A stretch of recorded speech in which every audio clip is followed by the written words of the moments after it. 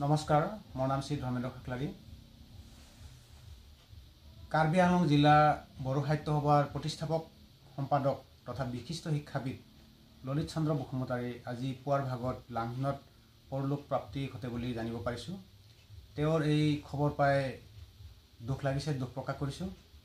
এইকাৰণে যে এসময়ত মই প্ৰাথমিক বিদ্যালয়ৰ শিক্ষকতা কৰিছিলোঁ আৰু তেতিয়া ডিফুত যেতিয়া দৰমহা ল'বলৈ যাওঁ সেই সময়ত তেখেতক কাৰ্বি আংলং সাহিত্য ক্ষেত্ৰ পৰিষদৰ অধীনত তেখেতে BPO কৰি আছিল, তেওঁক লগ পাইছিলোঁ আৰু তেতিয়াৰ পৰা তেওঁক চিনিছিলোঁ, দেখা পাইছিলোঁ, জানিছিলোঁ।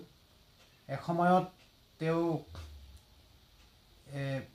কেইবাখনো কিতাপ ওলাইছে, তাৰ ভিতৰত অনুৰাধা শৰ্মা পূজাৰীৰ চাহেব পুৰাৰ বৰষুণ নামৰ গ্ৰন্থখন তেখেতে বড়ো ভাষালৈ অনুবাদ কৰিছে আৰু কেইবাখনো গ্ৰন্থ অনুবাদ কৰি বা প্ৰকাশ কৰি তেখেতে বড়ো ভাষা সাহিত্য সংস্কৃতিলৈ তেখেতে অৱদান দি থৈ গৈছে। গতিকে তেওঁৰ মৃত্যুত বড়ো সমাজত অপূৰণীয় ক্ষতি হৈছে বুলি মই ভাবিছোঁ আৰু কেৱল বড়ো সমাজে নহয়, বড়ো কৃষ্টি সংস্কৃতি তথা অঞ্চলটোৰ সমাজৰ কাৰণে ক্ষতি। তেখেতে বিভিন্ন অনুষ্ঠান প্ৰতিষ্ঠানৰ লগত জড়িত থাকি সমাজৰ কাম কৰিছিল। গতিকে আজি এইখনত তেখেতক মই তেওঁলোকৰ পৰিয়ালবৰ্গলৈ সমবেদনা জ্ঞাপন কৰিছোঁ। ধন্যবাদ। লাংহিন নিবাসী ললিত চন্দ্ৰ বসুমতাৰীৰ মৃত্যু আমাৰ বাবে তথা বড়ো সমাজৰ বাবে এটি দুঃসংবাদ। তেখেতৰ মৃত্যুৰ খবৰ পাই মৰ্মাহত হৈছোঁ। তেখেত একেধাৰে সমাজসেৱক, শিক্ষক তথা লিখকো আছিল। তেখেত সম্বন্ধত মোৰ আয়ং বৰদেউতা লাগিছিল। তেখেতৰ মৃত্যু আমাৰ বাবে তথা বড়ো জাতিৰ বাবে এটি ডাঙৰ ক্ষতি। চৰ্দাৰ ললিত চন্দ্ৰ বসুমতাৰীৰ মৃত্যুত আমি এক প্ৰকাৰ স্তব্ধ হৈছোঁ। কাৰ্বি আংলং জিলাৰ লাংহিল তিনিআলি নিবাসী চৰ্দাৰ ললিত চন্দ্ৰ বসুমতাৰী এগৰাকী বিশিষ্ট সমাজ চিন্তক, নিস্বাৰ্থ আদৰ্শবাদত আজীৱন ব্ৰতী, সংগঠক, শিক্ষাবিদ, লেখক আৰু এগৰাকী নিষ্ঠাৱান সমাজকৰ্মী আছিল। তেখেত মোৰ স্কুলীয়া জীৱনৰ শিক্ষাগুৰু আছিল। তেখেতক মোৰ জীৱনৰ পথ প্ৰদৰ্শক হিচাপে গ্ৰহণ কৰি আহিছোঁ।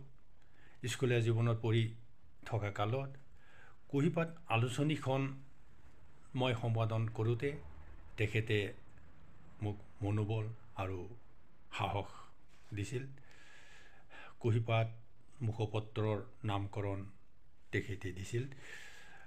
তেখেতৰ এই শুভাশীষ গ্ৰহণ কৰি মই মোৰ সাহিত্য জীৱনৰ পাতনি মেলিছিলোঁ আৰু তেখেতৰ উৎসাহত মই এদিন কাৰ্বি আংলং জিলাৰ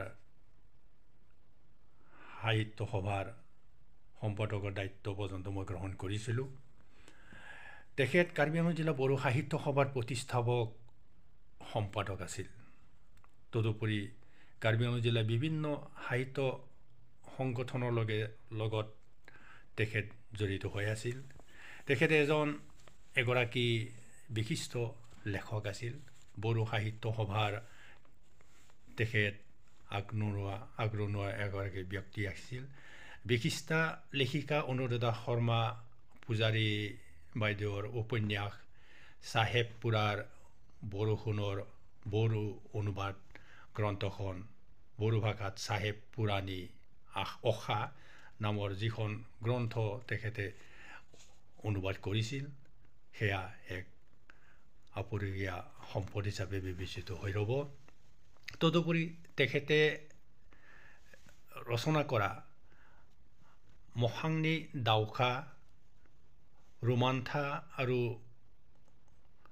নন্দিয়া আৰু আন এখন গ্ৰন্থ পঢ়াশালী শীৰ্ষক জ্ঞান নীতিৰ যিখন গ্ৰন্থ তেখেত প্ৰকাশ কৰিছে, সেয়া নিশ্চিতভাৱে বড়ো ভাষা সাহিত্যৰ এক অনবদ্য উপহাৰ হিচাপে স্বীকৃত হৈ ৰ'ব।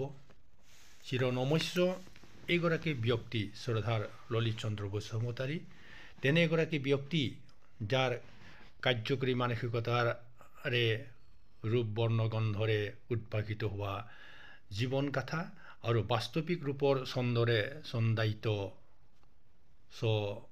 আত্মপ্ৰজ্ঞা, তেখেতৰ শিক্ষকতা বৃত্তি তেখেতৰ জীৱনৰ বাবে প্ৰদায় হৈ পৰিছিল। সেই শিক্ষকতাৰে তেখেতে স্কুলীয়া এগৰাকী পৰিদৰ্শক হিচাপে সুপ্ৰতিষ্ঠিত এজন শিক্ষক হিচাপে জিলাখনত ব্ৰতী আছিল আৰু অৱসৰ গ্ৰহণ কৰিছিল। তেখেতৰ মৃত্যুত সঁচাকৈ আমি মৰ্মাহত হৈছোঁ আৰু তেখেতৰ আত্মাৰ চিৰশান্তিৰ কামনা কৰি এই মুহূৰ্তত আমি তেখেতৰ পৰিয়ালবৰ্গলৈ সমবেদনা এইভাৱে জ্ঞাপন কৰিছোঁ।